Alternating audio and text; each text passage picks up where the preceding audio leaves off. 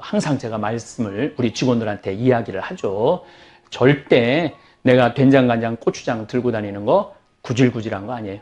만약에 마음에 안 들면 안 사면 되는 거고, 또 뭐 가끔은 아예 못 갖고 오게 할 때도 있어요.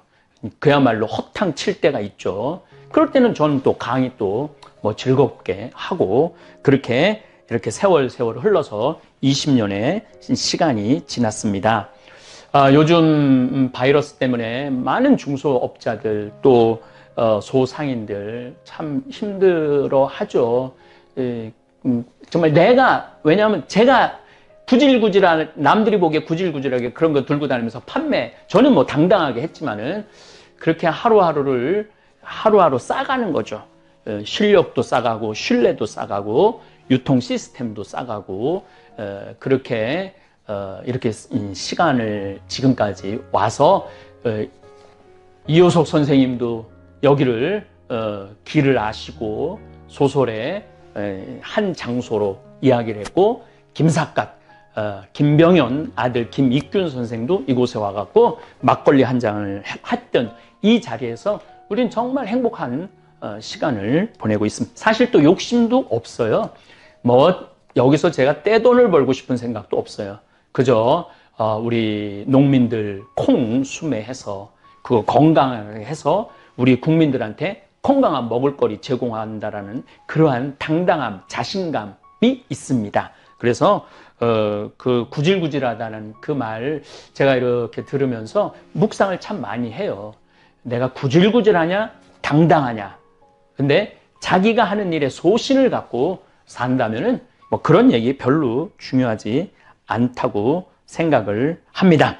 사도 바울은 말합니다. 데살로니가 전서 4장 11절에 이렇게 말합니다. 우리가 여러분에게 지시하는 대로 조용히 살도록 힘쓰며, 전 진짜 요즘 조용히 살고 있죠. 조용하지만 결코 조용하지도 않고 또 유튜브 때문에 자기 일에 전념하고 자기 손으로 제 일을 하십시오. 자기 손으로 제 일을 하라고 그러죠. 그러면 바깥 사람들에게 품위 있게 처신할 수 있습니다. 내 손으로 돈을 벌면은요, 바깥 사람한테 자신 있게 처신할 수 있어요. 근데 내가 내 손으로 돈을 벌지 못하면은 사람이 비굴해져요. 비굴해지고, 제가 여기서 수많은 사람들을 만나 보지만은, 정말 매일 자기 일에 성실한 사람들은 여기 와서 당당해요. 영상을 라디오처럼 편하게 틀어놓고 들으셔도 좋습니다. 구독과 좋아요, 알람 설정 꾹 눌러주세요. 황창현 신부님의 행복 특강 지금 바로 시작합니다. 천민수님, 반갑습니다. 우리나라가 조선시대 때 백성을 정말로 사람으로 취급하지 않고 개, 돼지로 취급을 했었죠. 그리고 세월이 흐르고 독재 정권, 군사 정권, 그 다음에 민주 정권, 이제 많이 자리를 잡아갖고 제가 보기에는 점점 발전하는 것 같습니다. 지금 대개 이제 제국 시대에서 왕정 시대에서 제국 시대로 넘어가죠. 1800년도까지만 해도 왕정 시대가 많았죠. 근데 1900년 1차, 2차 세계대전을 지내면서 제국 시대로 넘어가는 거예요. 한 나라가 여러 나라를 정복하는 시대. 그리고 제국 시대가 끝나고 난 다음에 그렇게 식민지로 있었던 나라들이 다 독립을 합니다. 독립을 할 때 정권을 누가 대개 잡느냐 하면 군부가 잡죠. 군인이 잡습니다. 군인이 잡고 난 다음에는 독재가 진행이 되죠. 우리나라는 조금 반대 성향이 있었어요. 이승만 정권에는 군인이 아니었죠. 그런데 중간에 쿠데타 때문에 이제 군부가 정권을 잡고 독재, 5.18 광주 민주화 운동 때 전두환 정권, 군인 정권이 수많은 우리 젊은이들을 죽음으로 몰아넣고 정권을 잡았죠. 그리고 1987년 저도 그때 데모 방학하는 날, 신학교에서는 데모를 못하니까 방학하는 날 수원 북수동에서부터 역정까지 함께 나도 이 민주화에 함께 해야 되겠다 하고 했던 기억이 나고 최루탄을 뒤집어 썼던 기억도 납니다. 그럼에도 불구하고 우리가 좀 성숙하지 못하고 무르익지 못했죠. 근데 점점 민주화 또 민주 정권이 생기면서 굉장히 좋은 방향으로 발전하고 있습니다. 제가 전국으로 강의 다닐 때 이야기입니다. 10년 전쯤의 일입니다. 저는 강의 다닐 때마다 생태마을에서 생산한 된장, 간장, 고추장, 생태맘, 청국장, 가루, 찌개용 청국장을 들고 다니면서 팔았습니다. 오늘 잠깐 댓글을 보니까 남편이 당뇨가 들었는데 6개월 동안 이걸 꾸준히 먹으니까 이 당뇨도 수치가 내려가고 그 다음에 변비도 없어졌다고 너무너무 감사하다라는 글을 제가 읽었습니다. 그럴 때마다 저는 참 행복한 사업가죠. 그리고 행복한 생태마을 을장입니다. 어쨌든 제가 대부분 강의를 2시간 정도 초청 강의할 때 하는데 중간에 10분이나 15분 쉬는 시간에 평창 생태마을에서 생산한 장류 제품을 팔았습니다. 물론 제가 쓴 책들도 들고 나가서 판매하고 사인도 많이 해 주었습니다. 그 덕에 사실은 보통 저자들보다도 책을 훨씬 많이 팔았죠. 정말 엄청나게 대충 총 한 100만 권 정도 팔은 것 같아요. 이제까지 제가 쓴 책을. 작가로서는 정말 말도 할 수 없는 큰 기쁨의 그러한 작가죠. 저는 참 사제이기 때문에 유리한 부분이 참 많습니다. 한마디로 장돌배기 같은 장돌배기죠. 같은 삶을 15년 정도 산 것 같습니다. 저는 이 장돌배기라고도 하죠. 단어를 참 좋아합니다. 장돌림, 장마당마다 이렇게 돌아가면서 물건을 파는 장돌배기, 5일 장마다 장을 돌면서 물건을 파는 사람입니다. 지금도 평창은 5일 10일장, 5일 10일장은 5일, 10일, 15일, 20일, 25일, 30일 이렇게 오늘 우리 평창 장 서는 날이에요. 오늘 좀 장 보러 나갔어야 되는데 읍내로 하루 종일 강의 준비한다고 책상에서 움직이질 못해갖고 다음 이제 5일을 더 기다려서 우리가 상추 모종도 좀 사야 되고 쑥간 모종도 좀 사야 되는데 어쨌든 대화, 저 위에는 대화는 4일 9일장입니다. 그러니까 4일, 9일, 14일, 19일, 24일, 29일 이렇게 장이 서죠. 봉평장은 2일, 7일장입니다. 2일, 7일, 10일, 17일, 20일, 27일 이렇게 장이 쓰죠. 그러면서 이렇게 장돌뱅이들은 이제 하루하루 날짜가 되니까 대개 다 20km 거리예요. 참 묘해요. 도시가 시골은 거리가 대개 20km입니다. 제천에서 주천 20km, 신림에서 주천 20km, 주천에서 우리 평창 20km, 평창에서 대화 20km, 대화에서 봉평 20km 이런 식으로 돼 있죠. 그래서 장돌뱅이들이 이렇게 하루 이제 물건 팔고 또 밤에 이렇게 이제 가면서 다음 날 또 대화로 옮겨가고 봉평으로 옮겨가고 그러죠. 사실 예수님도 장돌백이셨습니다. 7일에 한 번씩 찾아오는 안식일에 회당을 들러서 하늘나라를 판매하신 분이에요. 제가 옛날에 내 사목 목표는 고객 만족도 아니고 고객 감동도 아니고 고객 기절이다. 저는 우리 많은 교우들한테 하늘나라를 파는 영업사원이라고 생각을 해요. 하늘나라가 좋으니까 사시라고. 그래갖고 그 하늘나라의 좋음을 내가 최대한 잘 홍보할 수 있는 그러한 능력을 갖추는 게 예수님 보시기에 좋은 사도라는 말씀을 참 예전에 많이 드렸습니다. 저 역시 장돌배기로 전국을 돌아다니면서 하느님 나라를 판매했습니다. 지금은 유튜브를 통해서 하느님 나라를 팔고 있습니다. 하느님 나라 좋다고 이렇게 많이 얘기를 하죠. 이 유튜브가 엄청난 공간입니다.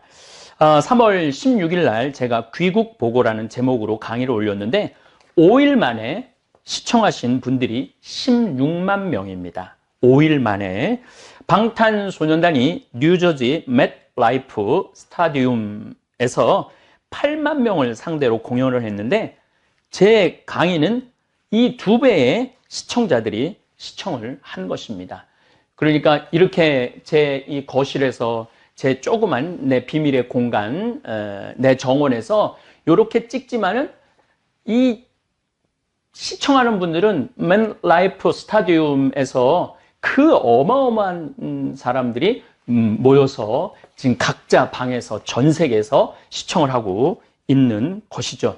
그렇기 때문에 저는 이 유튜브 공간이 이제는 복음을 전할 수 있는 기가 막힌 소통의 공간이라는 생각을 해서 하루 종일 책상에 앉아서 자료 정리하고 또 묵상하고 어떻게 하면은 이 시대의 흐름을 또 하느님의 뜻을 전할까 참 많은 고민을 하고 공부를 합니다. 이제 시대는 바뀌어서 장돌배기로 이 장 저 장을 떠돌아다니지 않아도 생각을 함께 공유할 수 있는 기가 막힌 시대가 왔죠. 스마트폰, 그 스마트폰이 연 또 다른 세상이기도 합니다. 이효석 선생님께서 쓰신 메밀꽃 필 무렵을 읽어보면 장돌배기의 삶을 참 잘 그려놓은 이야기입니다. 그런데 이 메밀꽃 필 무렵과 우리 평창 성필리포 생태마을의 관계는 특별합니다. 소설 속의 허생원은 평창장, 대화장, 봉평장, 이제 마지막으로 장평장으로 떠난다는 얘기가 나옵니다. 평창에서 만난 동이라는 젊은이는 제천에서 태어났다고 그러죠. 우연하게 평창장에서 만나 동행을 시작하게 됩니다. 그런데 이 동이는 제천에서 태어납니다. 다시 말해서 제천에서 평창까지 오는 데는 반드시 지금 성필리포 이 자리를 지나야 합니다. 무슨 얘기냐면은 제천에서 주천, 주천에서 판운으로 넘어와서 이제 강 따라 쭉 오는 거죠. 판운에서 이곳에 딱 도착을 하면은 여기에서는 길이 없어요. 이 나루터를 건너가야 돼요. 그래서 요 건너편에 비석이 있어요.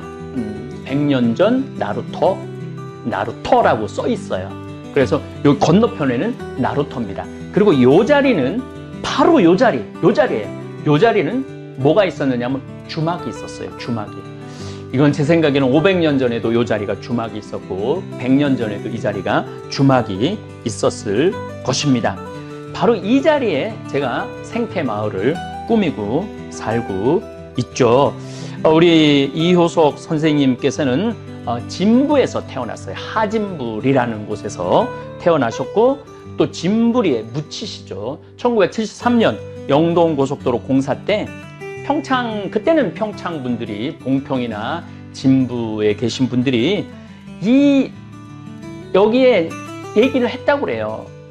그 자손들이 우리 아버지 이제 영동고속도로 때문에 묘가 옮겨야 되니까 어떻게 여기서 할 수 없느냐고. 그때는 1973년도에는 문학가가 얼마나 위대한 사람인지 몰랐던 거예요. 그래갖고 봉평에다 모시지 못했죠. 파주 공원묘원으로 지금 가 계세요. 이효석 선생님 묘는 거기 있습니다. 참 기가 막히죠. 우리가 봉평 메밀꽃 축제를 9월 달에 보통 하는데 한 100만 명 정도 모인다고 그래요. 100만 명 정도. 무슨 경제적인 효과의 문제가 아니라 사람들은 이 문학에 대한 그리움이 있어요. 만약에 이효석 선생님의 묘가 그 물레방아 옆에 있었다면 제가 보기에는 100만 명이 오는 게 아니라 300만 명, 500만 명이 올 겁니다. 그런데 그 문학가의 그 귀중함을, 그러니까 예술의 귀중함을 그때 시대 때는 몰랐던 것이죠. 어쨌든 평창초등학교를 6년을 이효석 선생님이 다니셨어요. 그렇기 때문에 이효석 선생님은 제천, 주천, 평창, 대화, 제가 이제 그 메밀꽃 필 무렵의 길을 말씀을 드리는 거예요. 대화, 그 다음에 그 유명한 봉평, 물레방앗간에서 하룻밤에 만난 그 여인과 사랑에 나누는 그러한 얘기죠. 그래서 이 자리가 이효석 선생님이 이 자리를 분명히 알고 우리 생태마을을 분명히 알고 계셨던 것이죠. 그래서 저는 그런 그 연계성을 갖고 있으면서 이곳은 많은 사람들이 쉬었다 갔던 장소예요. 그렇기 때문에 성필리포 생태마을 피정의 집, 온 세상을 떠돌아다니는 나그네들이 이곳에 와서 쉬고 가는 그런 기가 막힌 공간으로 재탄생했던 했죠. 또 이 자리가 또 역사적으로 소설적으로 더 의미 있는 장소입니다. 왜냐하면 김병현, 김삿갓 시인 아들 김익균 선생님이 저 천동리에서 살았어요. 거기서 뭐를 했냐면 서당을 했어요. 서당, 훈장님을 하셨죠. 그런데 항상 여기 섭다리가 여기 있었는데 항상 건너왔고 바로 이 자리에 주막이 있었기 때문에 이 자리에서 그렇게 술 마시기를 좋아했대요. 그래요. 아마 아버지의 영향을 참 많이 받은 것 같아요. 김익균 선생님은 태어나서 아버지를 딱 3번 만났다고 그래요. 딱 3번 만나고 마지막에 전주에서 만났을 때 제발 이제 집으로 가자고. 집이라고 그러는 건 바로 이 천동리예요. 천동리. 바로 우리 강 건너 천동리로 가자고 그러는데 아버지가 알았다고 그러고 나 좀 뒤 좀 보겠다고 그러고 갔는데 기다렸는데 안 나타나셔갖고 들어가 보니까 삿갓을 벗어놓고 떠난 거예요. 그게 마지막 만남이었어요. 그런데 이게 조금 이제 여러 가지 설이 좀 있는데 우리 평창 쪽에서는 김익균 선생님이 하루는 아버지 죽었다는 소식을 듣고 가갖고 이렇게 그 증언이 있어요. 여기는 지씨 동네예요. 그 지씨 동네인데 지씨성을 가진 분들의 집장촌이죠. 하루는 어디를 아버지 모시러 간다고 그래갖고 이렇게 함에다가 이렇게 그러니까 이제 화장을 해갖고 와갖고 여기다 묻었다고 그래요. 지금은 영월 김삿갓 그 묘가 거기 있다고 그러는데 이 지역의 사람들의 증언을 들어보면은 묻어갖고 항상 아버지한테 벌초도 하고 아버지를 잘 모셨다고 이 지역 사람들은 그런 증언들을 하고 있어요. 어쨌든 그 김익균 선생님은 요 자리가 이 주막 자리였기 때문에 항상 여기 섭다리를 건너와갖고 여기서 술 마시는 걸 참 좋아했다고 그래요. 근데 한 겨울에 술을 너무 마셔갖고 섭다리를 건너다가 떨어져요. 그래갖고 다리에 떨어져서 죽어요. 그 같이 가던 친구가 이 상투를 풀어갖고 섭다리 거기 그 기둥에 묶어놓고 사람을 부르러 갔다 와보니까 죽었다고 그럽니다. 그래서 김익균 선생님의 묘는 여기 있습니다, 지금. 그리고 이 자리가 제가 20년 전에 왔을 때도 이 자리가 주막은 아니고 뭐 식사도 하지만은 술도 파는 자리로 제가 그 집에서 한 2년, 3년 살았어요. 그리고 이제 이렇게 지은 거죠. 그래서 이 자리가 참 문학적으로 또 어떻게 보면은 우리나라의 그 멋있는 두 분 선생님의 추억이 깃들어 있는 장소이기도 합니다. 그래서 저는 우리 성필리포 생태마을 이 자체가 참 의미 있는 그리고 그래서 많은 에너지가 나오는 것 같아요. 많은 일을 할 수 있고 정말 아프리카 잠비아의 10,000평 우리 김종용 신부님이 이제 아마 오늘 내일 뭐 케냐에서 만약에 못 들어가면은 케냐에 우리 선교 센터가 있기 때문에 거기 좀 머무르다가 아마 잠비아로 들어가서 계속 일을 할 거라고 생각합니다. 이제는 더 이상 외부 강의를 제가 다니지 않기 때문에 장돌뱅이 이 삶을 살았던 것이 아련한 추억으로 남아 있습니다. 장돌뱅이 삶을 살다 보니 별별 일을 다 겪었습니다. 한 번은 아주 잘 사는 본당에 강의 요청이 있어서 저는 어김없이 된장, 간장, 고추장, 생태맘, 청국장, 가루, 찌개용 청국장을 바리바리 싸들고 물론 강의도 갔지만은 우리가 생산하는 장류를 들고 갔습니다. 저는 강의하느라 성당으로 들어가고 우리 직원은 제 차 트렁크에서 물건을 내려 성당 입구에 판매대로 물건을 이렇게 옮기는데 본당 신부가 수단을 입고 지나가면서 장을 옮기는 우리 직원 귀 뒤에 대고 구질구질하게 저런 거 싸들고 다닌다고 혼잣말을 하더랍니다. 우리 직원이 그 말을 듣고 너무 자존심, 구질구질하게 저런 거 싸들고 다닌다고 너무 자존심이 상해서 저희는 그 성당에 도착하면은 먼저 본당 신부님한테 인사한다고 우리 장 종류를 전부 다 선물을 드려요. 수녀님, 수녀원에도 선물을 드리고 사무실 직원들한테도 선물을 드려요. 근데 우리 직원이 옮기다가 너무 화가 나갖고 사정을 해갖고 다시 찾아오고 싶을 정도로 자존심이 상했다고 그럽니다.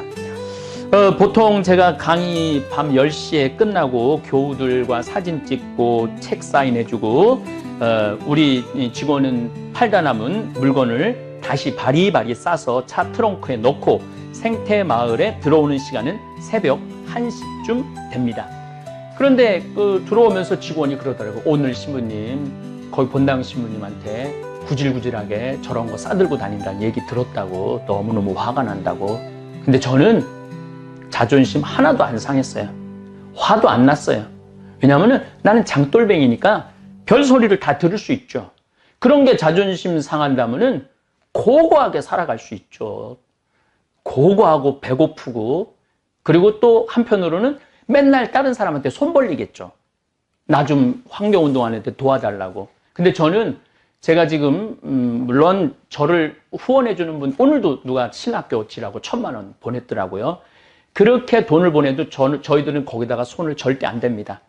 우리 직원들 지금 40명 월급 주는데 그것 손 안 돼요. 우리가 된장, 간장, 고추장, 청국장 판매한 걸로 우리 직원들은 당당하게 월급 받아가죠. 구질구질하게 우리가 사는 게 아니고 당당하게 살아가고 있죠. 내 손으로 일을 하기 때문입니다. 노동은 신성한 것입니다.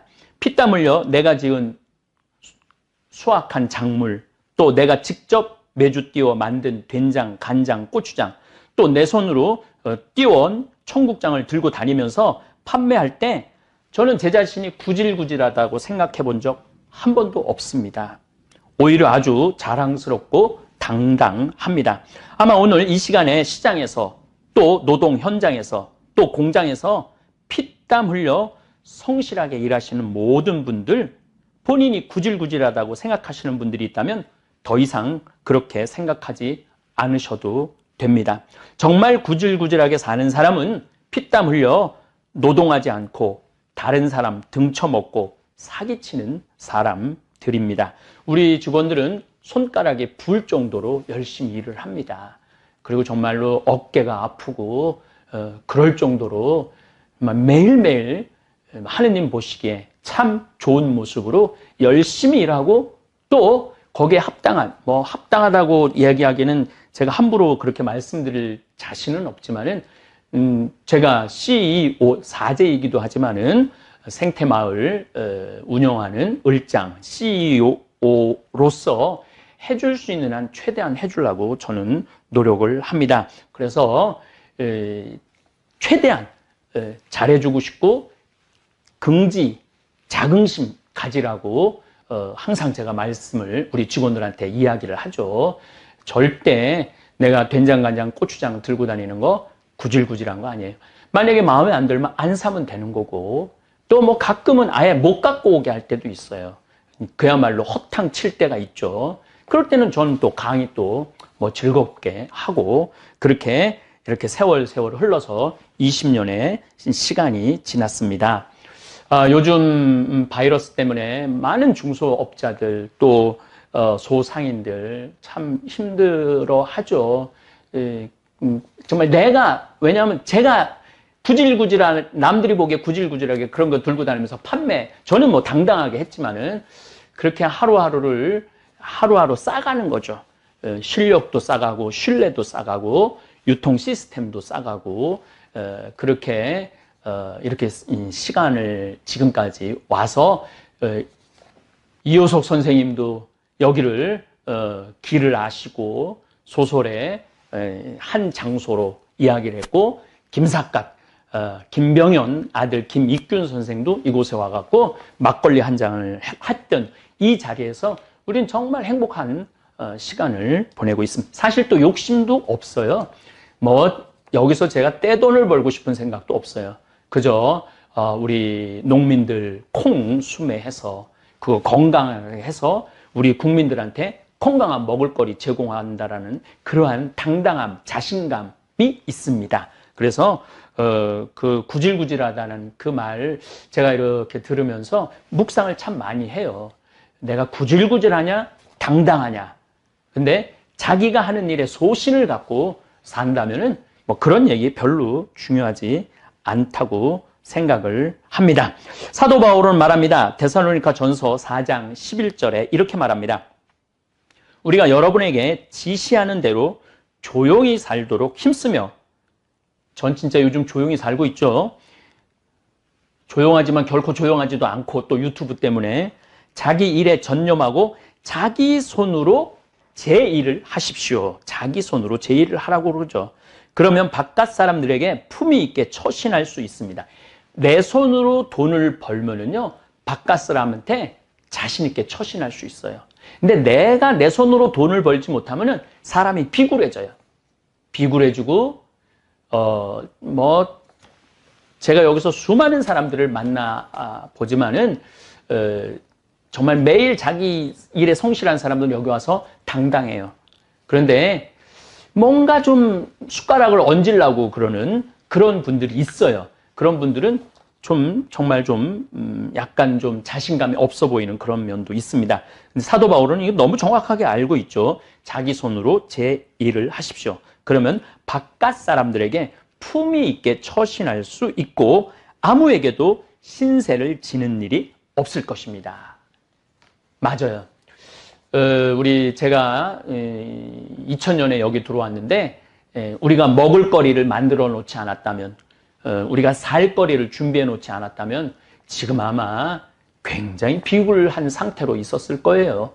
그런데 누가 뭐라 그래도, 정말 무소의 뿔처럼 뚜벅뚜벅 이렇게 걸어왔기 때문에, 지금도 참, 이런 어려운 상황 속에서도 우리 모든 직원, 요즘 우리 직원들 신났어요. 왜 신났느냐 하면은, 이 피정 식단은 늘 똑같죠. 그분들은 처음이지만 우리 직원들은 매일 그 피정 식단을 먹으니까 참, 밥 먹는 게 참 힘들었는데 요즘은 피정객이 안 오니까 아주 주방에서 온갖, 오늘은 짜글이, 백종원 씨가 한 짜글이를 저녁에 했는데 저도 올라가서 먹었는데 아주 맛있더라고요. 전 조금 맛을 봤는데 참 맛있더라고요. 우리 직원들이 아주 요즘 식사 시간이 기대가 된다고, 어떤 우리 직원은 그거 맨날 찍어서 자기 친구들한테 자랑한다고 그럽니다. 어쨌거나 하여튼 요즘 바이러스가 창궐하는 시대를 살면서 내 손으로 일해서 먹고 살 수 있음에 얼마나 감사한지 모릅니다. 이제 잠깐 제 손으로 일하는 장면을 여러분들 잠깐 감상해 보시기 바랍니다. 돌단풍입니다. 우리 생태마을에 이제 돌단풍이 나오기 시작하네요. 이제 봄이 드디어 시작을 했습니다. 우리 생태마을 정말 아름답습니다. 저희들이 이 생태마을을 꾸미는데 20년 딱 걸렸어요. 이제 올해부터는 조금 더 조경도 좀 많이 하고 많은 분들이 와서 정말 행복하게, 제가 우리말만 쓰려고 노력하는데 그야말로 영어로 하면 릴렉스하게, 좀 편안하게, 이 아름다운 저 하늘 좀 비춰봐. 이렇게 오늘 그냥 하늘이 예쁘고 그냥 좋은데 이런 맑은 공기 우리 국민들이 많이 마셨으면 좋겠는데, 항아리가 많으면은 그 집이 부자인지 부자가 아닌지 잘 알 수 있다고 그러는데, 우리 생태마을 이렇게 항아리 이렇게 보시면은 반대쪽도 한번 비춰봐요. 예, 우리들이 이 장을 된장, 간장, 고추장 지금 담궈 놓은 겁니다. 제일 좋은 거는 3년 묵은 된장이 제일 맛있는데, 우리 된장 인기가 좋아갖고 이렇게 많이 담그는데도, 그리고 생태마을은 이제 제가 그 소금 간수 빼는 거를 좀 보여드릴 텐데, 소금을 미리 비금도에서 사놔서 간수를 빼갖고 장을 담급니다. 제가 늘 드리는 말씀이지만 우리 생태마을의 장은 매주 띄워갖고 또 그걸로 비금도 물로 된장, 간장, 고추장은 뭐 좀 다른 성격이 있죠. 고춧가루. 물론 고춧가루도 당연히 우리 생태마을에서 생산한 고춧가루로 고추장을 담급니다. 이게 메주가 온 우주가 들어있다고 그래요. 이게 메주가 왜 이 온 우주가 담을 수 있느냐 하면은 이 콩을 삶을 때 불로 삶잖아요. 벌써 불 들어갔죠? 콩 불릴 때 좋은 물로 콩을 불리잖아요. 수 들어갔죠. 목, 나무는 우리들이 이 나무로 불을 뗄 때 그 나무도 들어가죠. 그 다음에 쇠솥에다가 삶죠. 그 다음에 흙에다가 황토에다가 띄우죠. 그래서 이렇게 메주를 이렇게 만드는 그 과정이 우주를 담는 과정이라고 그래요. 우주를 담는 과정. 그래서 우리는 그냥 단순히 메주를 먹는 게 아니라 우주를 먹는 거죠. 우주. 이게 참 제가 선생님한테 좀 더 자세히 해서 나중에 좀 자료를 여러분들한테 이렇게 띄울 건데, 이 콩이 천지인, 하늘과 땅과 사람이 다 들어있다고 그래요. 이 콩 안에. 그래서 그 콩 백태 안에 보면은 그 천지인의 모습이 다 들어있다고 그래요. 그래서 우리가 이 된장은 제가 보기에는 우리 대한민국 한민족의 지혜가 들어있는 음식이 된장인 것 같아요. 생태마을 된장은 그래서 짭니다. 왜 짜냐 하면은 다른 방부제를 넣을 수 없기 때문에 방부의 역할은 소금으로밖에 못해요. 저는 너희는 세상의 빛과 소금이다라는 말씀을 예수님이 2000년 전에 하셨죠. 소금. 2000년 전에 예수님께서 소금이 얼마나 중요한지 아셨던 거예요. 그래서 너희는 세상의 빛과 소금이다. 소금은 그래서 우리 인간 그 삶 안에 빠질 수가 없는 거예요. 그러니까 오죽하면 금이라고 그러겠어요. 황금, 소금. 그리고 더 중요한 건 제가 말하죠. 금 중에 진짜 중요한 금은 지금이에요. 지금 행복하지 않으면은 내일도 행복할 수 없어요. 지금 우리가 지금 바이러스 때문에 고통을 겪고 있는데, 이런 일이 벌어질지 2020년 경자년 시작하면서 어떻게 알았어요? 아무도 몰랐죠. 이런 일이 벌어질지. 희망찬 2020년 그러고 시작했는데 이 전 세계가 지금 완전히 그냥 올 수도 없된 거 아니에요. 전 세계가. 그리고 서로 담을 쌓고 벽을 치고 스스로의 감옥에 갇혀서 살잖아요. 그래서 내일 일은 모르는 것 같아요. 내일 일은. 그래서 제가 가끔 내일 일은 난 몰라요. 그 노래를 가끔 부르는 이유 중에 하나가 내일 일은 몰라요. 그래서 지금, 그리고 지금 소금. 이 소금이 굉장히 중요한 역할을 합니다. 이제 오늘 3월 20일인데 아주 봄볕이, 어제는 막 태풍 같은 바람이 불더니 지금 봄볕이 들어서 우리 생태마을에 지금부터 이제 장 익는 냄새가 나기 시작해요. 그럼 참 구수해요. 장 익는 냄새가 너무너무 좋은 것 같아요. 제가 간장차 얘기도 하죠. 제가 보기에는 지금 바이러스 때문에 많은 사람들이 힘들어하는데 면역력 키우는 게 참 중요한 것 같아요. 면역력. 물론 면역력 키운다고 다 바이러스에 안 걸리는 건 아니지만은 어느 정도 우리가 면역력을 가지려면은 이 장류를 먹어야 돼요. 우리 된장은 재래식이라고 지금 계속 말씀드리죠. 그렇기 때문에 짜요. 짜기 때문에 도시에서 그 누런 된장, 그런 된장하고 맛은 달라요. 조금만 넣어서 그냥 끓이시면은 된장국이든 된장찌개든, 된장찌개도 조금만 넣어서 끓이시면 돼. 많이 필요 없어요. 워낙 이 안에 좋은 균들이 아주 집합되어 있기 때문에. 저희들이 지금 여러분들한테 된장을 한번 보여드리도록 하겠습니다. 한번 팀장님 한번 열어보세요. 네, 이렇게 우리들이 지금 항아리에다가 이렇게 보자기를 이렇게 했는데, 옛날에는 광목을 썼는데 광목을 써다 보니까 자꾸 곰팡이가 생겨요. 그래서 우리 직원들이 항아리를 이렇게 할 때 정말 나도 처음 봤네. 이렇게 예쁘게 그냥 이렇게 하는 줄. 정말 정성스럽고 정말 정성스럽고 예쁘게. 이걸 뭐라고 그러지? 이런 거를 보자기라고 그러나? 보자기. 보자기. 이 보자기로 이렇게 예쁘게 매듭을 쳐서 벌레도 안 들어가게 하고 먼지도 안 들어가게 하고 정말 먼지가 이렇게 위에 이렇게 있네. 못 들어가게. 이제, 보통 우리가 한참 이거 익을 때 이게 뚜껑을 열어두잖아요. 네. 예, 한참 익을 때는 뚜껑을 열어둬서 이 태양빛, 공기 이런 모든 것이 숙성이 아까 제가 말씀을 드렸죠. 화, 수, 목, 금, 토가 다 들어있다고. 자, 장을 드디어 한번 개봉을 해 보겠습니다.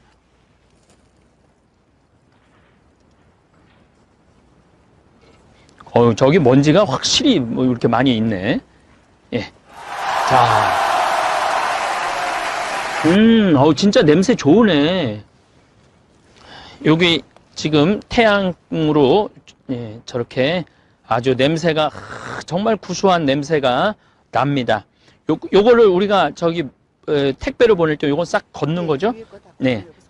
예. 택배로 보낼 때는 위에 장은 전부 다 걷어 버리는 겁니다. 그래서 택배를 보낼 때는 요렇게, 요게 1kg입니다. 1kg. 요렇게 포장을 예쁘게 해서 여러분들한테 보내드리는 겁니다.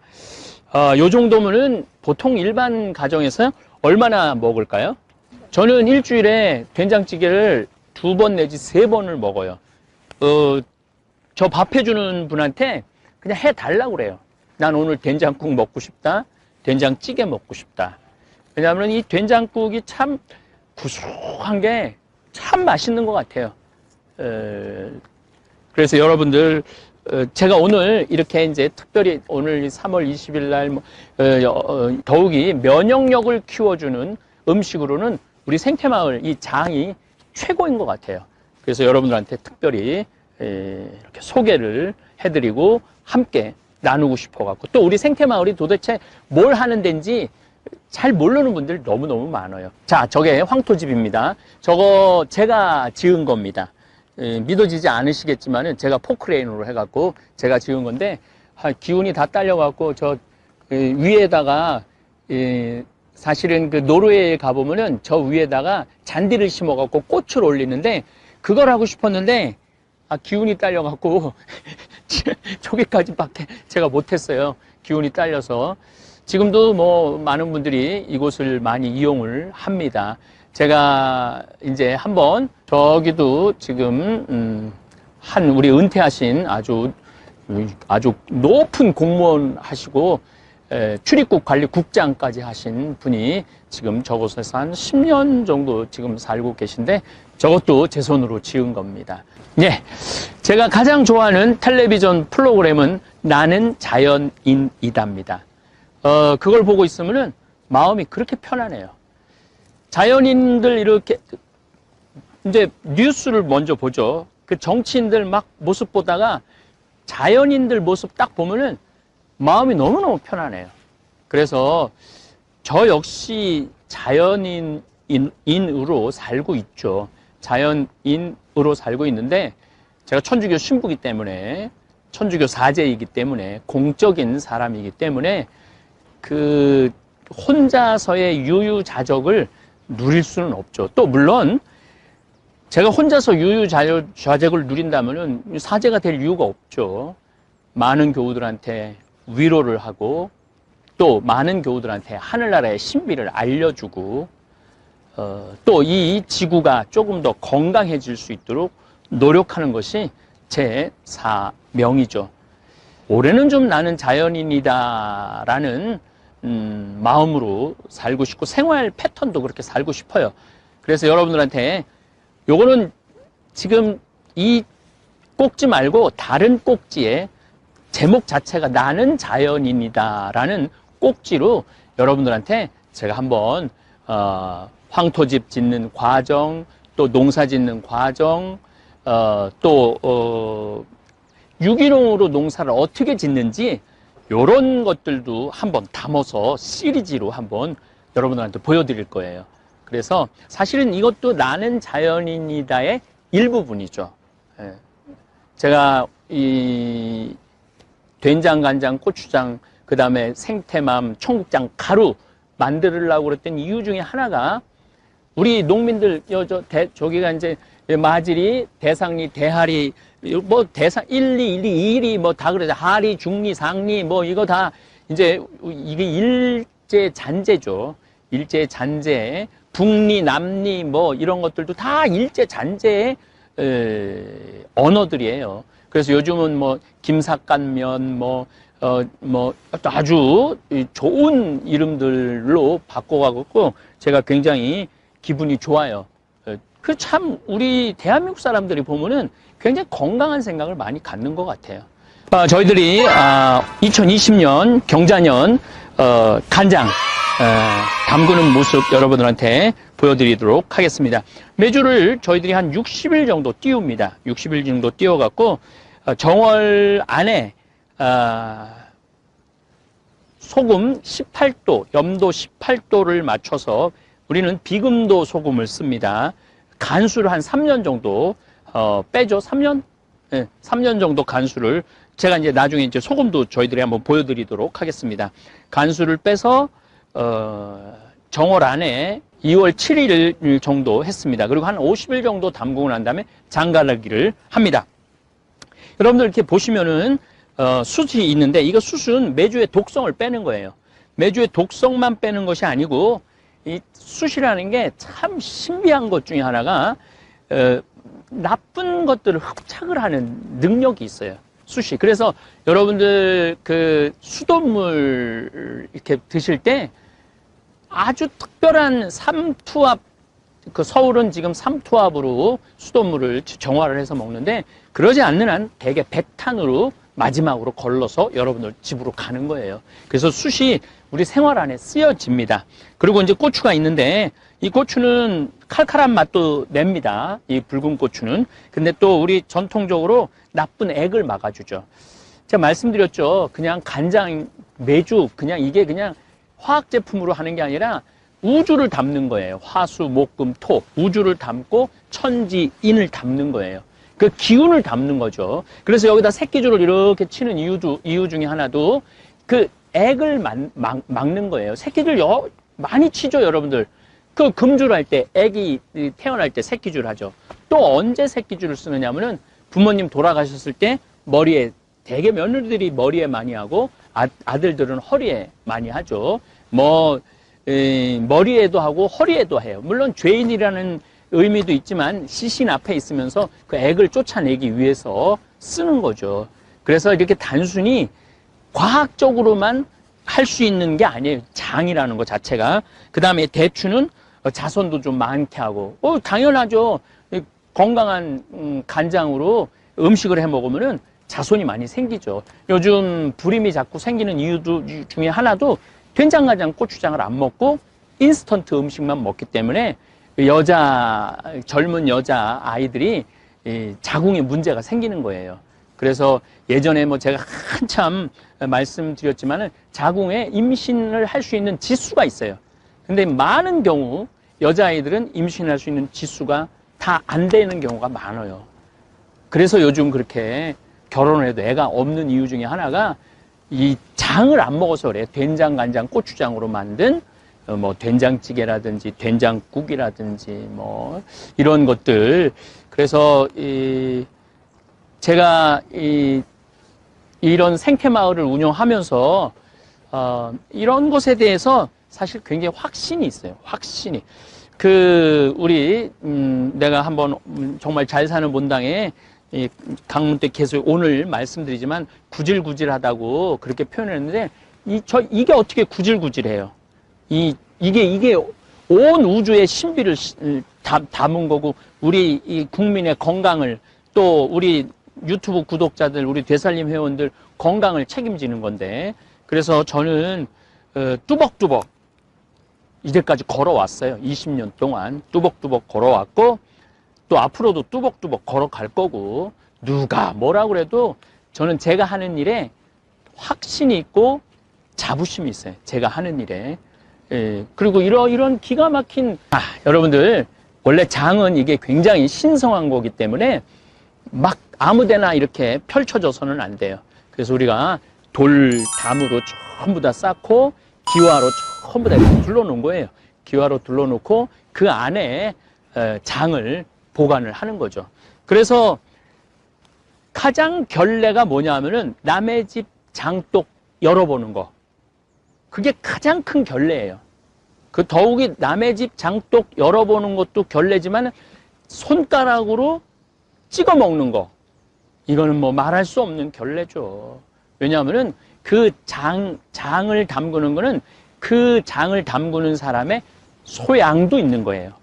어떤 마음으로 이 장을 담그느냐, 또 이 장하고 그 집 며느리하고 이게 잘 맞아야지 장맛이 나는 거지, 이 맞지 않으면 또 장맛이 확 안 나는 경우도 참 많습니다. 한번 뭐 나는 뭐 이 장을 너무너무 좋아하는 사람이니까 한번 지금 이제 장가를 내면은 이제 보름 후에 이제 할 건데 제가 미리 조금 맛을 보도록 하겠습니다.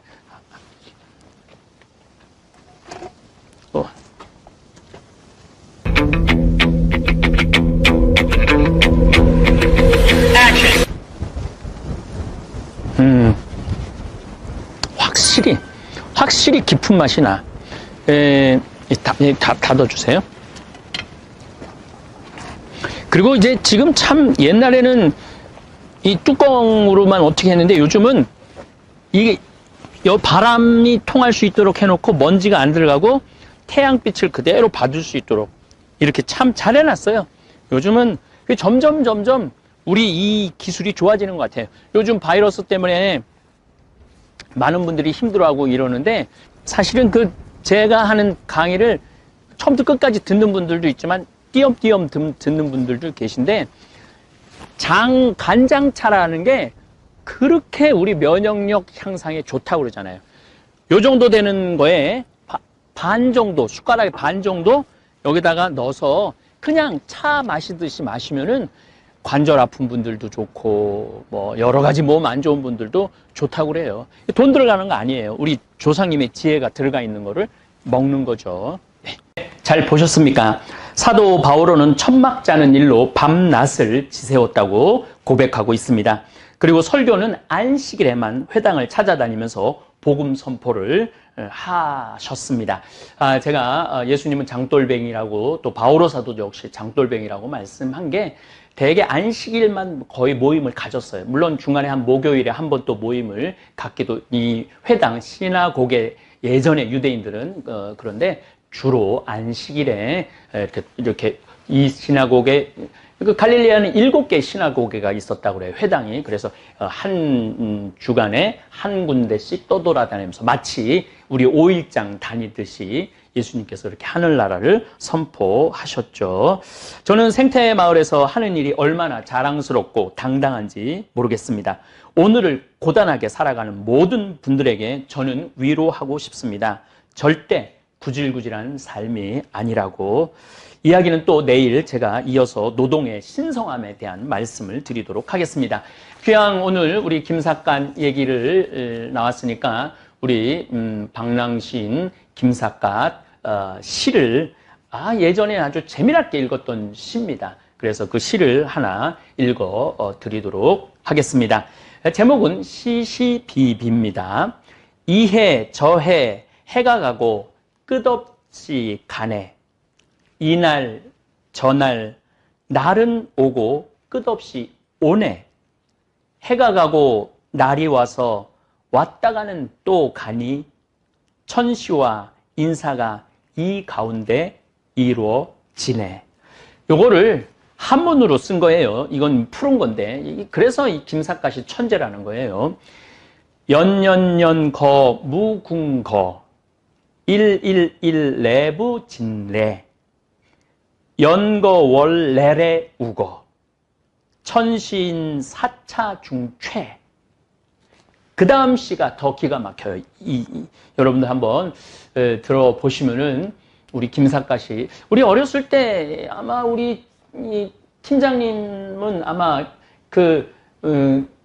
박랑신 김삿갓 그러면서 이렇게 했던 라디오 그런 거 아마 기억나실 거예요. 저도 아주 어렸을 때 너무너무 저 초등학교였으니까 뭐 무슨 뜻인지 몰랐지만은 그 목소리, 성우가 참 목소리가 좋았던 것 같아요. 그때, 요거 여러분들 읽어드리도록 하겠습니다. 요즘 유튜브에, 댓글을 보면은 네가 옳으니, 내가 옳으니 서로 의견이 분분하고 심지어는, 좀 폭력적인 언어까지 쓰는 분들도 있는데 우리 김삿갓 시인의 이 기가 막힌 내용을 좀 들어보고 조금 마음의 여유를 가지시라고 제가 이 시시비비라는 시를 마저 읽어드리도록 하겠습니다. 옳은 것 옳다 하고 그른 것 그르다 함이 꼭 옳진 않고 그른 것 옳다 하고 옳은 것 그르다 해도 옳지 않은 건 아닐세. 그른 것 옳다 하고 옳은 것 그르다 함. 이것이 그른 것은 아니고 옳은 것 옳다 하고 그른 것 그르다 함.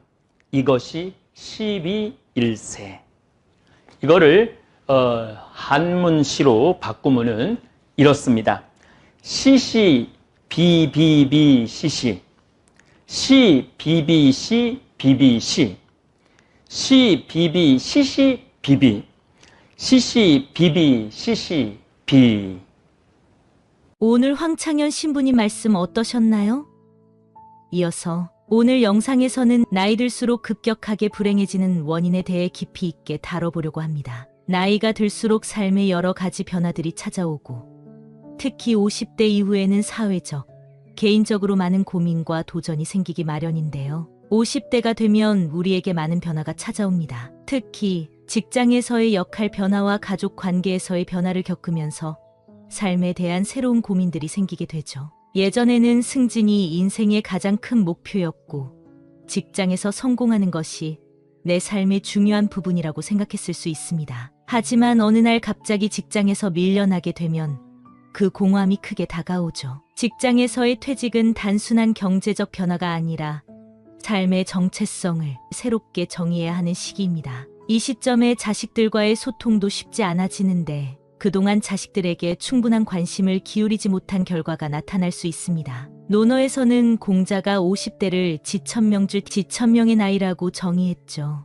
50이 되면 하늘의 명령을 깨닫는다고 하는데 이는 동양 철학에서 하늘이 곧 내 안에 있는 나를 뜻합니다. 즉, 나이 50이 되면 이제 내가 진정으로 원하는 것이 무엇인지, 내 삶의 목적이 무엇인지 깨닫게 된다는 뜻입니다. 이전까지는 사회가 정해놓은 성공의 기준에 따라 살아왔다면 이제는 진짜 나다운 삶을 살 수 있는 시기가 되는 거죠. 이 깨달음을 통해 새로운 시작을 다짐하는 것이 바로 50대의 중요한 포인트입니다. 이제는 더 이상 사회적인 기대나 타인의 시선에 맞추어 살지 않고 나만의 방식으로 내가 진정 원하는 대로 삶을 살아가는 시기가 50대부터입니다. 50대는 더 이상 성공과 승진만을 목표로 하지 않고 오히려 진정한 나를 찾아가는 과정이죠. 이때부터는 물리적인 성취보다는 내면의 성장을 위해 노력해야 합니다. 그동안은 사회적인 성공과 명성에 집중해왔다면 이제는 그 모든 것에서 벗어나 자신만의 속도로 인생을 살아가야 합니다. 저는 50대에 접어들면서 진정한 내 모습이 무엇인지 고민하기 시작했습니다. 그렇다면 50대 이후에는 무엇을 해야 할까요? 중요한 건 이 시기를 맞이하기 전에 미리 준비하는 것입니다. 갑작스레 맞이하는 은퇴는 공허함과 혼란을 가져올 수 있기 때문이죠. 많은 분들이 자녀를 성공시키고 경제적으로 안정을 이루는 것이 목표였을지 모르지만 그 이후의 삶은 또 다른 도전입니다. 자녀와의 관계도 변하고 부부 사이에도 새로운 감정이 생기지 않을 수 있습니다. 이 시점에서 우리가 해야 할 일은 바로 학습입니다. 논어의 첫 구절에서 공자는 학습이 인생에서 가장 중요한 것이라고 말합니다. 학문을 통해 얻는 기쁨은 돈이나 성공에서 오는 기쁨보다 오래가며 더 깊은 만족을 준다고 합니다. 50대 이후에도 새로운 것을 배우고 학습을 통해 자신의 내면을 성장시킬 수 있는 기회를 만들 수 있습니다. 여러분도 이제 새로운 지식을 탐구하는 러너가 되어 보세요. 배우는 기쁨을 통해 50대 이후의 삶을 새롭게 시작해 보시길 바랍니다. 법을 공부하고 싶다면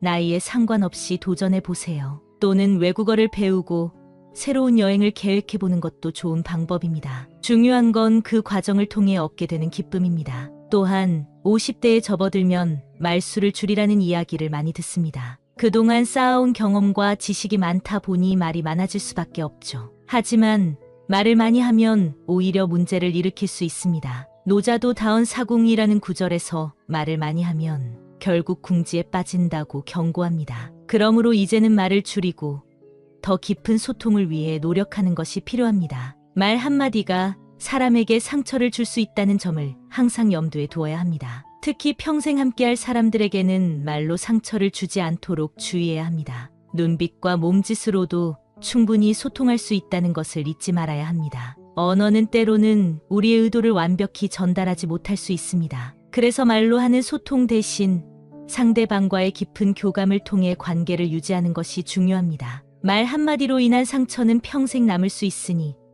가볍게 던진 말이 상대방에게는 큰 고통이 될 수 있다는 점을 항상 기억해야 합니다. 50대 이후에는 많은 사람들과의 관계를 정리할 필요가 있습니다. 특히 팬데믹을 겪으면서 많은 분들이 인간관계에 대해 다시 생각하게 되셨을 겁니다. 예식장이나 장례식장에 가지 못하고 친구들과도 만나지 못하면서 혼자만의 시간을 가지게 된 것은 오히려 나에게 집중할 수 있는 좋은 기회였죠. 이제는 불필요한 관계를 정리하고 나만의 시간에 더 집중할 필요가 있습니다. 그 시간을 활용해 건강을 챙기고 운동을 하며 체력을 단련하는 것도 좋습니다. 배움을 통해 도파민과 세로토닌 같은 신경 전달 물질이 분비되어 몸과 마음이 상쾌해집니다. 50대 이후에는 이러한 자기 관리가 매우 중요합니다. 체력을 단련하고 공부를 하고 여행을 다니며 자신에게 투자하는 시간이 필요합니다. 이런 활동을 통해 50대 이후에도 활기차고 건강한 삶을 유지할 수 있습니다.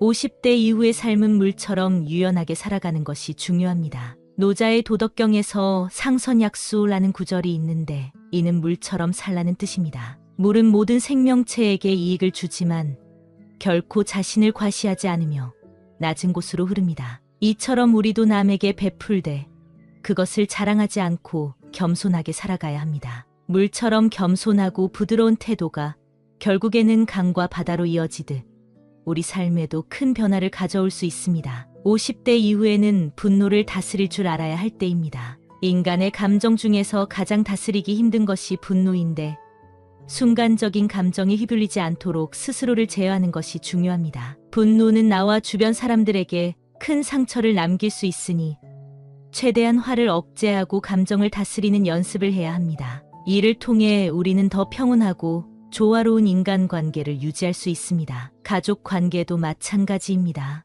50대 이후에는 부부 사이, 부모 자식 간의 관계가 가장 중요합니다. 가족 간에는 직접적으로 지적하거나 가르치려 하지 말아야 합니다. 특히 부부 간에는 서로 가르치려 하지 말고 존중하는 태도를 유지하는 것이 중요합니다. 맹자는 부모와 자식 간에도 직접적으로 가르치지 말라고 했습니다. 오래갈 관계일수록 더 신중하고 조심스러워야 한다는 뜻이죠. 가족과의 관계는 일시적인 것이 아니기 때문에 서로의 입장을 이해하고 배려하는 자세가 필요합니다. 오래 살면서 우리가 보지 않아도 될 것들을 보게 될 때가 많습니다. 이런 상황에서 불필요한 욕심을 줄이고 과도한 기대를 하지 않는 것이 중요합니다. 너무 오래 살려고 너무 많은 것을 얻으려고 애쓰는 것보다는 지금의 순간을 충실히 살아가는 것이 더 중요한 법입니다. 돈이나 자녀의 성공에 지나치게 집착하는 것보다는 현재 내가 가진 것에 감사하며 살 때 더 큰 만족을 얻을 수 있습니다. 결국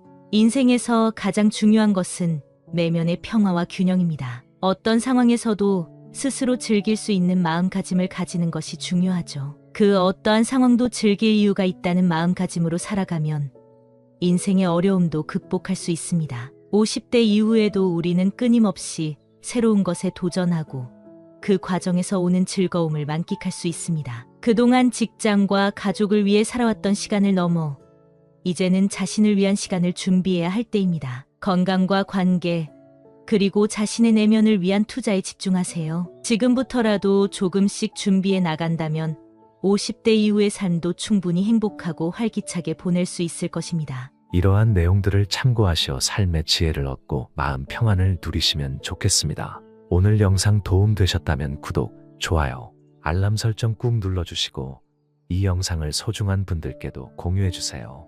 다음에 더 좋은 영상으로 찾아뵙겠습니다. 감사합니다.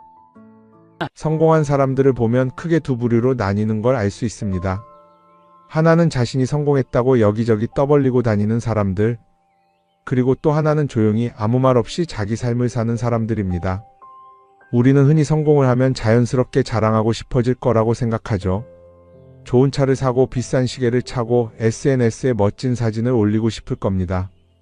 왜냐하면 그렇게 하면 남들이 나를 더 인정해 줄 거라고 믿으니까요. 하지만 현실은 그렇지 않습니다. 오히려 진짜 성공한 사람들은 그렇게 행동하지 않습니다. 왜냐하면 보여줄 필요가 없기 때문입니다. 돈이 많다고 높은 자리에 있다고 유명하다고 해서 굳이 그걸 드러낼 필요는 없습니다. 그걸 아는 사람들은 이미 알고 있고 모르는 사람들은 알 필요가 없죠. 그런데도 굳이나 성공했다고 떠드는 사람들이 있습니다. 그런 사람들은 왜 그럴까요? 간단합니다. 그 사람들은 사실 그렇게까지 성공한 게 아니기 때문입니다. 우리는 종종 SNS에서 성공한 사람들을 봅니다. 해외여행을 가고 고급 레스토랑에서 밥을 먹고 멋진 차를 타고 다니는 모습? 그런데 가만히 보면 그런 걸 보여주는 사람들은 언제나 뭔가를 팔고 있습니다. 강의를 팔든 자기 브랜드를 홍보하든 아니면 단순히 자기 자존감을 유지하려고 하든 간에 결국 목적이 있는 거죠. 진짜 부자들은 그렇게 하지 않습니다. 오히려 조용히 아무도 모르게 자기 일을 합니다. 왜냐하면 자랑해서 얻을 게 없기 때문입니다. 오히려 괜히 잘난 척했다가 사람들에게 이용당하거나 시기와 질투를 받거나 쓸데없는 오해를 사는 게 더 피곤합니다. 이건 단순한 돈 이야기가 아닙니다. 사회적인 성공을 이룬 사람들도 마찬가지입니다. 진짜 실력 있는 사람들은 자기 실력을 굳이 떠벌리지 않습니다. 왜냐하면 그럴 필요가 없으니까요. 자기 분야에서 최고라면 사람들이 먼저 알아서 찾아옵니다. 반대로 실력이 부족한 사람일수록 자기를 포장하려고 애씁니다. 우리가 흔히 듣는 말이 있죠. 빈수레가 요란하다. 이 말이 괜히 있는 게 아닙니다. 정말 내실이 있는 사람들은 굳이 시끄럽게 굴지 않습니다. 반대로 겉만 번지르르한 사람들은 자기가 얼마나 대단한지 떠들고 다닙니다. 이걸 좀 더 현실적인 예로 들어볼까요? 동창회에 나가면 꼭 이런 사람이 있습니다. 옛날에는 별거 아니었는데 갑자기 잘 됐다고 나타나서 자기가 얼마나 성공했는지 자랑하는 사람. 처음에는 다들 와 대단하다 하고 들어주지만 시간이 지나면 어떨까요? 대부분 속으로 이렇게 생각할 겁니다. 저 사람 뭐 저렇게까지 티를 내? 결국 그런 사람은 점점 멀어지게 됩니다. 반면에 정말 성공한 사람들은 조용합니다. 굳이 자기가 어떻게 살고 있는지 설명하지 않죠. 그런 사람들은 오히려 주변에서 먼저 알아보고 자연스럽게 존경을 받습니다. 그게 진짜 성공입니다. 그럼 우리는 어떻게 해야 할까요? 내가 뭔가를 이루었을 때 굳이 남들에게 알릴 필요가 있을까요? 물론 가까운 사람들에게 좋은 소식을 전하는 건 좋습니다. 하지만 굳이 모든 사람들에게 나 이렇게 잘 살고 있어요 하고 알릴 필요는 없습니다. 그런 행동은 결국 나에게 득이 되지 않습니다. 성공이라는 건 원래 조용한 겁니다. 내가 잘 되고 있으면 주변 사람들이 자연스럽게 알게 됩니다. 굳이 내가 말하지 않아도 내 행동과 태도에서 묻어나오게 되어 있습니다. 그러니 굳이 보여주려고 애쓰지 마세요. 오히려 그게 더 진짜 성공한 사람의 태도입니다. 사람은 사회적 동물이라고 하잖아요. 혼자 살아갈 수 없고 결국 사람과의 관계 속에서 기쁨도 얻고 때로는 상처도 받습니다. 그런데 한 가지 생각해 볼 게 있어요. 우리가 정말 인간관계가 필요해서 맺고 있는 걸까요? 아니면 그냥 그래야 한다고 배워서 어쩔 수 없이 유지하고 있는 걸까요? 어릴 땐 친구 많으면 좋다고 하죠. 사회생활에서도 인맥이 중요하다는 말을 많이 합니다. 그런데 정작 주변을 보면요. 인간관계가 넓은 사람일수록 스트레스를 더 많이 받아요. 전화벨이 울릴 때마다 이번엔 또 무슨 부탁일까 싶고 단체 채팅방에서 메시지가 올 때마다 이걸 또 어떻게 대답해야 하나 고민하죠. 관계가 많아질수록 책임과 피로도 함께 늘어나는 겁니다. 어떤 사람들은 인간관계를 줄이면 외롭지 않겠냐고 해요. 그런데 가만히 생각해보면 진짜 외로움을 느끼는 순간이 언제인지 아세요? 오히려 불필요한 인간관계 속에 있을 때입니다. 같이 밥을 먹고 얘기를 나누는데도 뭔가 허전하고 대화가 컥 돌고 속마음을 나누지도 못할 때? 그럴 때 우리가 더 외롭다고 느끼죠. 그렇다고 당장 인간관계를 다 끊어버릴 순 없겠죠. 하지만 적어도 내가 정말 소중하게 여겨야 할 관계와 그냥 관성적으로 유지하는 관계는 구분할 필요가 있습니다. 예를 들어 매번 나한테 부탁만 하고 정작 내가 어려울 땐 연락 한 번 없는 사람. 내가 실수하면 뒷담화를 하면서 내 앞에서는 웃는 사람. 이런 관계를 굳이 계속 이어갈 이유가 있을까요? 가끔은 이런 경험도 있을 거예요. 우연히 어떤 사람과 친해졌는데 만난 지 얼마 되지도 않았는데 너무 많은 걸 털어놓는 사람들 있죠. 자기 속사정부터 가족 문제, 직장 고민까지 쏟아내는 사람들. 이런 경우 두 가지의 가능성이 큽니다. 하나는 그냥 감정적으로 의존할 사람이 필요해서일 수도 있고, 또 하나는 내가 믿을 만한 사람인지 떠보는 걸 수도 있어요. 어떤 경우든 이런 관계는 오래가기 어렵습니다. 사실 친밀함이라는 건 시간이 필요한 법이에요. 적당한 거리를 두고 천천히 서로를 알아가야 하는데, 초반부터 급격하게 가까워진 관계는 쉽게 무너지는 경우가 많습니다. 처음엔 친하다고 생각했는데 어느 순간 사소한 일로 틀어지고 결국 남보다 못한 사이가 되는 거죠. 그러면 인간관계를 어떻게 해야 할까요? 답은 간단합니다. 억지로 맺지 말고 굳이 유지하려고도 하지 않는 거예요. 내가 편한 관계라면 자연스럽게 이어질 것이고, 그렇지 않다면 서서히 멀어질 겁니다. 그리고 그걸 억지로 붙잡지 않아도 괜찮습니다. 관계를 유지하는데 에너지를 쓰기보다는 정말 소중한 관계에 집중하는 게 더 낫지 않을까요? 어떤 사람은 내가 인간관계를 줄이면 나중에 나 혼자 남는 거 아니냐 걱정하기도 해요. 그런데 생각해보면요, 진짜 나를 위하는 사람은 많지 않아요. 인간관계를 줄인다고 해서 완전히 혼자가 되는 게 아닙니다. 오히려 불필요한 관계를 정리하고 나면 남아있는 관계들이 더 단단해지고 가치 있게 느껴질 겁니다. 예전엔 인맥이 자산이라는 말을 많이 했어요. 그런데 요즘은 꼭 그렇지도 않죠. 오히려 불필요한 인간관계가 많으면 그게 짐이 될 수도 있어요. 적당한 거리, 적당한 선. 이걸 잘 지키는 게 결국엔 가장 편한 인간관계를 유지하는 방법 아닐까요? 한번 곰곰이 생각해 보세요.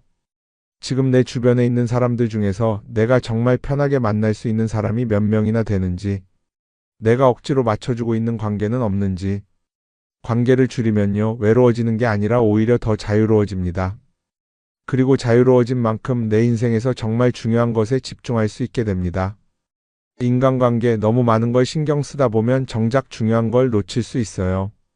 그러니까 이제는 한 번쯤 정리해보는 것도 나쁘지 않을 겁니다. 사람들이 돈을 많이 벌고 싶어 하는 이유가 뭘까요? 단순히 돈이 많으면 좋으니까? 물론 그것도 있겠지만 사실 돈을 원하는 진짜 이유는 더 나은 삶을 살기 위해서겠죠. 그런데 문제는 돈을 많이 번다고 해서 반드시 삶이 나아지는 건 아니라는 겁니다. 오히려 더 많이 벌수록 더 많이 쓰게 되는 경우가 많아요. 가끔 이런 생각해 본 적 없으세요? 예전에는 돈이 지금보다 훨씬 적었는데 이상하게 그때가 더 여유로웠던 것 같다. 왜 그럴까요? 사실 우리가 원하는 건 돈 그 자체가 아니라 돈을 통해 얻을 수 있는 자유인데, 돈을 벌면 벌수록 그 자유를 잃어버리는 경우가 많아요. 더 좋은 차, 더 좋은 집, 더 좋은 옷을 사면서 점점 더 많은 돈이 필요해지고 결국엔 돈을 벌기 위해 또다시 일해야 하는 악순환에 빠지게 되는 거죠. 한번 생각해 봅시다. 우리가 정말 필요해서 뭔가를 사는 경우가 얼마나 될까요? 필요해서라기보다는 남들이 가지고 있으니까, 없어 보이기 싫으니까, 혹은 그냥 기분 전환을 위해서 소비하는 경우가 훨씬 많아요. 그리고 그런 소비를 할 때마다 스스로 이렇게 합리화를 하죠. 이 정도는 나를 위한 투자야. 그런데 가만히 보면 그 소비가 진짜 나를 위한 소비인지 아니면 그냥 사회가 만든 기준에 끌려가고 있는 건지 헷갈릴 때가 많습니다. 예를 들어 예전에는 스마트폰 하나면 충분했는데 이제는 스마트워치도 있어야 하고 무선 이어폰도 필요하고 태블릿도 있어야 할 것 같고, 하나를 사면 또 다른 무언가가 필요해지는 시기예요. 사실 이건 우리가 그렇게 만들어진 겁니다. 광고도 그렇고 SNS도 그렇고 자꾸 우리에게 이렇게 말하죠. 이걸 사야 더 행복해질 수 있어요. 그런데 정작 그걸 사고 나면 어때요? 처음 며칠은 좋죠. 그런데 시간이 지나면 또 다른 걸 사고 싶어져요. 왜냐하면 물건이 우리를 오래 행복하게 만들어주지는 않거든요. 특히 요즘은 SNS가 이런 소비 심리를 더 부추기는 것 같아요. 예전에는 친구들끼리 만나서 나 새로 샀어 하고 자랑하는 게 전부였는데 이제는 SNS에 올리면서 전 세계 사람들에게 보여주잖아요. 그러다 보니까 남들도 다 뭔가를 사서 올리고 나도 따라해야 할 것 같은 기분이 드는 거예요. 그런데 중요한 건 그 사람들도 사실은 나와 똑같은 기분이라는 겁니다. 내가 남을 부러워하는 만큼 나도 누군가에게 부러움을 사려고 애쓰고 있는 거죠. 결국 끝없는 비교와 소비 속에서 진짜 중요한 걸 놓치게 되는 겁니다. 한번 이렇게 생각해보면 어떨까요? 만약 내가 지금부터 딱 1년 동안 불필요한 소비를 하지 않는다면 내 삶이 어떻게 변할까? 아마 처음에는 답답할 수도 있어요. 사고 싶었던 걸 참아야 하니까. 그런데 그걸 몇 번 참고 나면 어느 순간 깨닫게 될 겁니다. 내가 굳이 이걸 안 사도 괜찮네? 그렇게 불필요한 소비가 줄어들면 자연스럽게 돈이 쌓이겠죠. 그런데 돈이 쌓이는 것보다 더 중요한 게 있어요. 바로 마음의 여유가 생긴다는 겁니다. 돈을 쓰지 않는다고 해서 불행해지는 게 아니라 오히려 소비로부터 자유로워지면서 진짜 행복을 찾을 수 있어요. 물론 이걸 실천하는 게 쉽지는 않겠죠. 우리 주변에는 소비를 부추기는 것들이 너무 많으니까요. 하지만 적어도 이런 건 해볼 수 있습니다.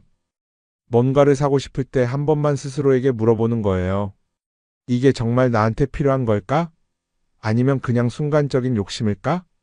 만약 그 질문을 던졌을 때 5초 안에 당연히 필요하지 라는 답이 나오지 않는다면 사실 그건 없어도 되는 물건일 가능성이 큽니다. 정말 필요한 건 고민할 필요도 없이 바로 떠오르거든요. 그러니까 이제는 한 번쯤 생각해 봐야 할 것 같아요. 나는 지금 내가 원하는 삶을 살고 있는 걸까? 아니면 남들이 만든 기준에 맞추기 위해 내 시간을 팔고 있는 걸까? 소비를 줄인다는 건 단순히 돈을 아끼는 게 아닙니다. 그건 결국 내 삶의 선택권을 되찾는 일이거든요. 돈을 많이 버는 것도 중요하지만 더 중요한 건 그 돈을 어떻게 쓰느냐입니다. 그리고 때로는 아무것도 사지 않는 게 최고의 선택일 수도 있어요. 우리는 요즘 SNS 없이 사는 게 거의 불가능한 시대에 살고 있죠. 아침에 눈 뜨자마자 휴대폰을 확인하고 출근길에도 SNS를 보고 잠들기 전까지도 계속 들여다봅니다. 그러면서 남들이 어떻게 사는지 보고 나도 모르게 비교하게 되고 때로는 초조해지기도 하죠. SNS에 올라오는 사진들 한번 보세요. 맛집에서 멋진 음식을 먹고 해외여행을 다니고 좋은 옷을 입고 성공한 삶을 사는 사람들. 그런데 가만히 보면 이 사람들이 정말 행복해서 저런 사진을 올리는 걸까요? 아니면 그냥 행복해 보이고 싶은 걸까요? 실제로 SNS에 가장 많이 올라오는 사진이 뭔지 아세요? 남들이 부러워할 만한 순간들입니다. 집에서 편하게 쉬고 있는 모습이나 출근길에 지친 얼굴, 어제 먹다 남은 배달 음식 사진 같은 건 잘 안 올리죠. 대신 멋진 레스토랑, 명품 가방, 고급 호텔 같은 것들이 올라옵니다. 왜 그럴까요? 결국 SNS는 보여주기 위한 공간이기 때문입니다. 여기서 중요한 게 있어요. 우리가 SNS에서 보는 건 그 사람의 삶 전체가 아니라 편집된 일부 장면이라는 겁니다. SNS는 마치 한 편의 다큐멘터리나 영화처럼 잘 꾸며진 장면들만 보여줍니다. 그런데도 우리는 그걸 보면서 아, 저 사람은 나보다 더 행복하구나 하고 착각하죠. 예를 들어 SNS에서 한 친구가 해외여행을 가서 아름다운 풍경을 찍어 올렸다고 해볼게요. 우리는 그걸 보면서 부럽다, 나도 저렇게 살고 싶다라고 생각하겠죠. 그런데 정작 그 친구는 사진을 찍고 나서도 일 때문에 스트레스를 받고 있을 수도 있고 여행 비용을 감당하느라 카드가 걱정을 하고 있을 수도 있습니다. 그 부분은 우리는 알 수가 없죠. 그런데 문제는 이렇게 남들과 비교하는 습관이 쌓이면 결국 내 삶이 초라하게 느껴진다는 겁니다. 원래는 그냥 조용히 살아도 괜찮았는데 SNS를 보고 나면 나만 뒤처지는 것 같고 뭔가를 더 해야 할 것 같고 괜히 불안해지죠. SNS는 기본적으로 사람들의 비교 심리를 자극합니다. 남들이 가진 걸 나도 갖고 싶게 만들고 남들이 하는 걸 나도 해야 할 것 같은 기분이 들게 만들죠. 그러다 보니 필요하지도 않은 걸 사게 되고 무리해서라도 화려한 곳에 가게 되고 남들에게 보여주기 위해 사는 삶을 살게 됩니다. 그럼 어떻게 해야 할까요? 사실 정답은 간단합니다. SNS에서 보이는 것들을 곧이곧대로 믿지 않는 것입니다. 그리고 더 중요한 건 남과 비교하는 걸 멈추는 것이에요. 어떤 사람이 비싼 차를 타고 다닌다고 해서 그 사람이 꼭 행복한 건 아닙니다. 좋은 차를 타고 다니지만 밤마다 사업 걱정에 잠 못 이루는 사람도 많아요. 반대로 대중교통을 이용하지만 마음 편하게 사는 사람도 있죠. 결국 행복은 보이는 것이 아니라 느끼는 것입니다. SNS를 덜 보면 덜 불행해진다는 연구 결과도 있어요. 하루 종일 남의 삶을 보면서 비교하는 시간을 줄이면 내 삶에 집중할 수 있는 시간이 많아지는 겁니다. SNS를 완전히 끊을 필요는 없지만 최소한 그 안에 있는 것들이 전부 진짜라고 생각하지 않는 태도는 필요합니다. 우리는 누구나 자신만의 속도로 살아가고 있어요. 남들은 남들대로 사는 거고 나는 나대로 살면 됩니다.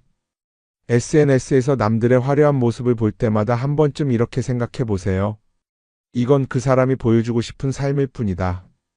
그러면 조금은 편해질 겁니다. 사람들은 다들 자기 인생을 살아간다고 생각하죠. 그런데 가만 보면 정말 자기 인생을 사는 사람이 얼마나 될까요? 많은 사람들이 사실은 남이 만들어 놓은 기준에 맞춰서 살고 있어요.